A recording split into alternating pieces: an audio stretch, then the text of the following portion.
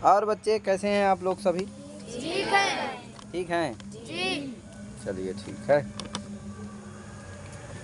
मज़े में है ना? जी। चलिए आज पुछाई नहीं करेंगे, आज सीधे पढ़ाते हैं। थोड़ा सा यहाँ हल्ला ज़्यादा होने लगता है, इसीलिए क्या है आज पढ़ाते हैं। गरबा हो रहा ना तो रात्रि में होने लगता है। चलते कल बताए थे उसे भी अचोन क्या टी संज्ञा के बारे में कहे जी। टी संज्ञा के बारे में आज बताना है, कैसे टी संज्ञा होती है। सूत्र है अचोन्त्यादि टी। ये सूत्र क्या करता है? टी संज्ञा करता है। सूत्र क्या है? अचोन्त्यादि। अचोन्त्यादि अंत्यादि टी। लेकिन कितने पद का सूत्र है? 3 पद का। अचो अंत्यादि टी। लेकिन अंत्यादि में समास है। अंत्य आदिर यस्य एवं भूता यह समुदाय सा अंत्यादि समुदाय। समझे कि नहीं? अंत्य आदिर यस्य एवं भूता यह समुदाय सा अंत्यादि समुदाय। समझे कि नहीं? तो अंत्य आदिर यस्य, इसमें बहुव्रीहि समास हुआ है कि नहीं? अंत्य आदिर यस्य एवं भूता यह समुदाय सा अंत्यादि समुदाय। अर्थात अब कौन हो अंत में? तो अच है कि नहीं? अच में जो है निर्धारण में षष्ठी हुई है। षष्ठी क्या हुई है? निर्धारण में षष्ठी।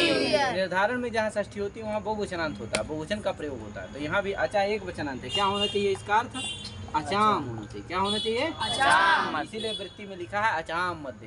सूत्र में तो एक वचनांत प्रयोग कर दिया, लेकिन वृत्ति में क्या लिखा? अचाम मध्य। बहुवचन प्रयोग कर दिया। क्यों? क्योंकि निर्धारण में जहाँ षष्ठी होती है वहाँ बहुवचनांत ही होता है, एक वचनांत द्विवचनांत नहीं होता। इसलिए क्या लिखा है? अचाम। अचाम मध्य यो अंत्य है कि नहीं? सा आदिर यस्य, अंत्यादि का अर्थ लिख रहा है। अचाम मध्य यो अंत्य सा आदिर यस्य एवं भूता या समुदाय सटी संज्ञा। समझे कि नहीं? ये अर्थ है उसका। अब देखो हम लोग लगाते हैं जैसे मनीषा है। कहाँ? मनीषा। मनस धन ईशा। ईसा, ये इसका संधि विच्छेद है। प्रयोग है मनीषा बुद्धि धीसना सब है ना। क्या यार जी। क्या नाम है? हरिनारायण याद कर रहा है। तो मनस धन ईसा। अब देखो यहाँ हमको टी संज्ञा करना है। किसकी करना है भैया? तो मनस में करना है, ध्यान रखो। अब देखो सूत्र का अर्थ क्या है? अचाम मध्य। तो पहले टी संज्ञा के पहले आपको जानते हो क्या करना है? सबसे पहले अच खोजना है। क्या करना है? अच खोजना। पूर्व पद में ही होती है टी संज्ञा, उत्तर पद वाले में नहीं है।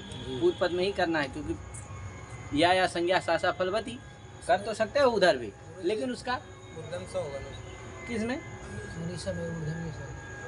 मनीषा में। हाँ ठीक, रवि बाबा हमारे ध्यान दीजिए, इसीलिए तो चाहता हूँ कि आप आते रहिए। क्या मनीषा है कि नहीं?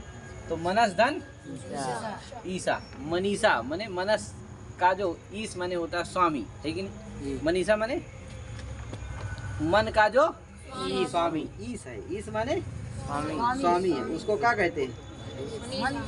मनीषा कहते हैं है कि नहीं? तो मनीषा।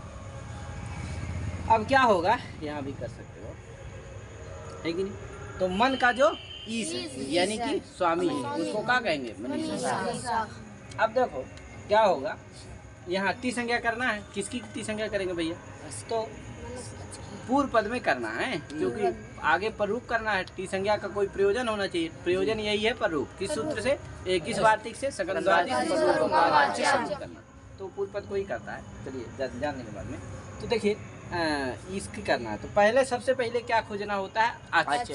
कितने अच? कौन कौन है कि नहीं? तो देखिए अच खोजेंगे हम। तो यहाँ कितने अच मनस में दिख रहे हैं आपको? 2। कौन? तुम मत बोलो है, पुराने नहीं, नए बच्चे बोलो। हाँ क्या हुआ? कौन अच है भैया? माँ का आ। एक तो माँ का आ है और एक ना का आ। ना का आ। समझ गए? तो अचाम कौन हुए? आ। यही ना अच है। अचाम कौन हुए? आ। अचाम मध्य यो अंत्यच कौन हुआ? ना का अंतिम यही वाला ना है। ना का वह आदि में है जिसके। तो किसके आदि में है भैया? वो सा के आदि। सभी के ना पहले में है। तो किसके आदि में है? सा के आदि। ऐसा समुदाय कौन हुआ? पूरा अस। ऐसा समुदाय कौन हुआ? अस। अर्थात अंत्य है जो ना का वह है आदि में जिसके। किसके आदि में? सा के। ऐसा समुदाय पूरा कौन हो गया? अस। इस अस की क्या हो जाएगी? टी संज्ञा। अस की क्या हो गई? टी संज्ञा। ये अस क्या हो गया? टी हो गया। क्या हो गया? टी। टी संज्ञा है। टी माने वो टी मत समझ रहे ना, कौन? चाय। समझ गए ना? इसी को अर्थ कहते हैं अजारब्ध समुदाय मध्य। तो अजारब्ध जो समुदाय, तो आ समुदाय है कि नहीं? अजारब्ध समुदाय मध्य यो अंत्यच कौन? ना का आ। सह आदि यस, वह है आदि में जिसके, ऐसा सा के आदि में ऐसा समुदाय कौन हो गया? पूरा आस। अतः तस टी संज्ञा से उसकी क्या होती? टी संज्ञा होती। तो इस तरह से उसको भी घटा सकते हैं। तो दोनों अर्थ घटा सकते हैं। तो आज की क्या हो गई? टी संज्ञा हो गई। इसी तरह करकंधु है, कर्कधन अंधु। सकंधु है, सकधन अंधु। तो एक जगह देख लेते हैं, सकंधु मान लो, सकंधु। अब क्या होगा? इसका विच्छेद क्या होगा? सकधन अंधु। मान लो यहाँ तो आ के बाद क्या है? सा आ किसके आदि में है? सा के। तो यहाँ तो ठीक है, आज पूरा समुदाय हो गया। मान लो जहाँ अंत्यच है उसके बाद कुछ नहीं है, तो वह किसके आदि में है? स्वयं के आदि में मान लिया जाता है। समझे कि नहीं? जैसे देख लो, सकधन अंधु, यहाँ अंत्यज आज कौन हुए? साका और काका। अचाम मध्यवंत्यज कौन हुआ? काका। वह है आदि में, किसी के आदि में है? नहीं है, वो स्वयं के ही आदि है कि नहीं? स्वयं के आदि है। विदेशी भाव इसी कहा जाता है। समझे कि नहीं? मान लो एक देवदत्त शैव पुत्र, शैव ज्येष्ठा, शैव कनिष्ठ। देवदत्त का एक पुत्र है, उसी को क्या मान लिया जाएगा? उसी को कनिष्ठ, उसी को मध्यम, उसी को लौरा, सब कुछ क्या मान लिया जाएगा उसको? है कि नहीं? छोटा बड़ा मध्यम सब मान लिया जाएगा, है कि नहीं? तो उसी तरह से वो किसके आदि में है? तो अपने ही आदि में। तो ऐसा समुदाय कौन हो गया? आता आ की क्या हो जाएगी? समझे ना? इसी तरह करकंधु, कर्कधन अंधु। यहाँ किसकी टी संज्ञा होगी? इसकी होगी कर्क की काकी आकी। अंतिम वाले काके आके, इस वाले आगे, तो इसी की ना होगी? हाँ, तो ये ध्यान रखना है। तो सकधन अंधु, कर्कधन अंधु। कृष्ण में किसकी होगी? राके। समझ गए ना? आज के मध्य में जो अंतिम अच, तो अंतिम अच कौन है? वही ना है, राका। वह है आदि में जिसके, अपने ही आदि में। ऐसे समुदाय की क्या हो गई? या ऐसा समुदाय हुआ विदेशी उद्योग से आ, उसी की क्या हो गई? आ की क्या हो गई? टी संज्ञा। चलो अब देखते हैं टी संज्ञा का प्रयोजन क्या है। या संज्ञा सा फलवती। जो संज्ञाएं होती हैं उनका कुछ न कुछ प्रयोजन क्या होता है? इस टी संज्ञा का क्या प्रयोजन है? तो भारतीय कला का कौन? सकंधवादि सुपरलोकम। कौन भारतीय कला का? क्या कहता भैया? सकंधवादि गण पठित जो शब्द, तो सकंधवादि गण पठित शब्द कौन हुआ? मनस धन ईसा। ये क्या हुआ? सकंधवादि गण पठित शब्द है। सकंधवादि गण पठित शब्द घटकी भूता या टी, तो कौन हुई? टी। आस, मनस में कौन हुआ? टी। आस। उससे टी से अव्यवहितोत्तर, उत्तर पद कौन हुआ? ईसा, है कि नहीं? तद आदि अच कौन हुआ? उसका आदि अच कौन हुआ? ईसा का ईसा का ये ई। अतः पूर्व उसके परे रहते, पूर्व पर के स्थान में पूर्व हुआ आस, पर हुआ ई। इनके स्थान में क्या होता है? पर रूपे का आदेश होता है। पर में जो होगा वही हो जाएगा। पर में कौन है? ई, यही हो जाएगा। यानी आस और ई के स्थान में क्या हो जाएगा? ई। तो क्या स्थिति हो जाएगी? मन, ये आ निकल गया ना इधर, तो क्या मन हलंत बचेगा ना? तो मन धन ई धन, इधर क्या बचेगा? केवल ये ई और आस के स्थान में तो क्या हो गया है? ई। तो क्या बचेगा इधर? मन धन ई धन सा, मिला दोगे क्या बन जाएगा? मनीषा, धीषणा, बुद्धि, ये सब उसी को पर्यायवाची शब्द। समझे कि नहीं? तो मनीषा बन गया ना? हाँ, इस तरह से सकंधवादि स्वरूपम वाचन को घटाना है। एक बार मैं घटा दे रहा हूँ। सकंधवादिगण विषय, चाहे ऐसा कहो चाहे सकंधवादिगण पठित जो शब्द मनस धन ईसा या मनीषा, उसमें पूर्व पद कौन हुआ?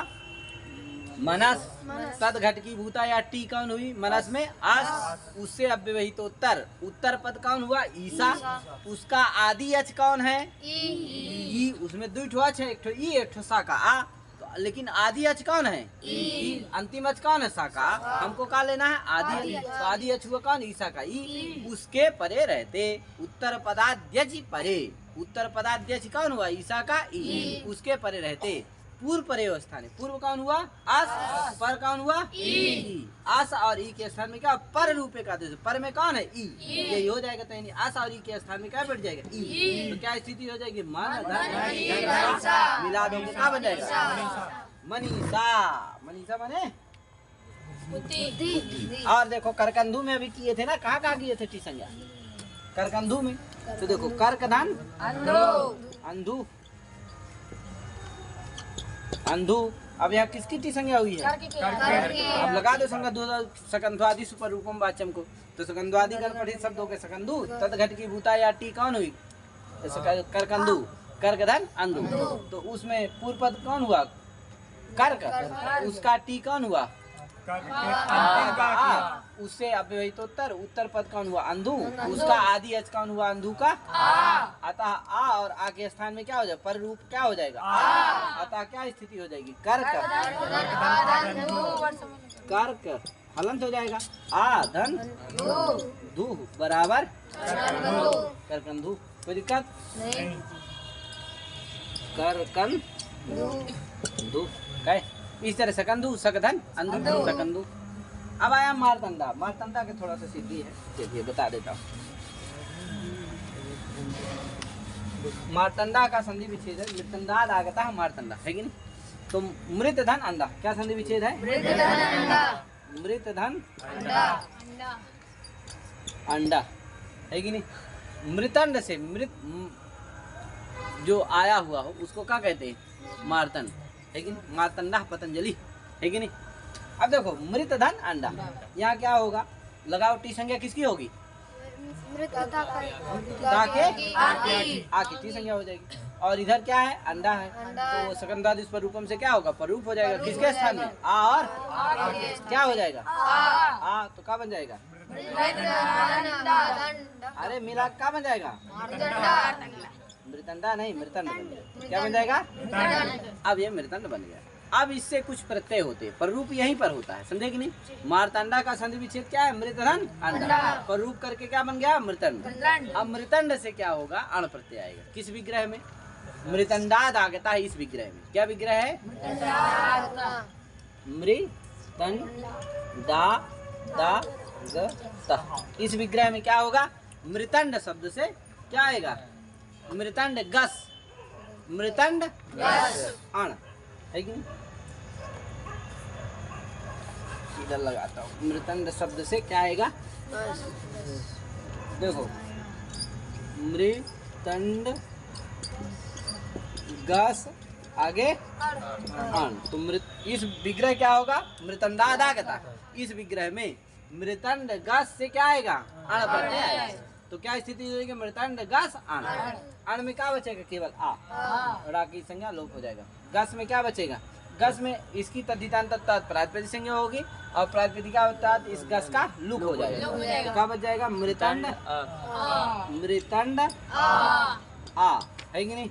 अब क्या होगा भैया अब आदि अच को क्या हो जाएगा तद्धिते सजा मादे सूत्र है उससे क्या हो जाएगा आदि अच को वृद्धि हो जाएगी री को।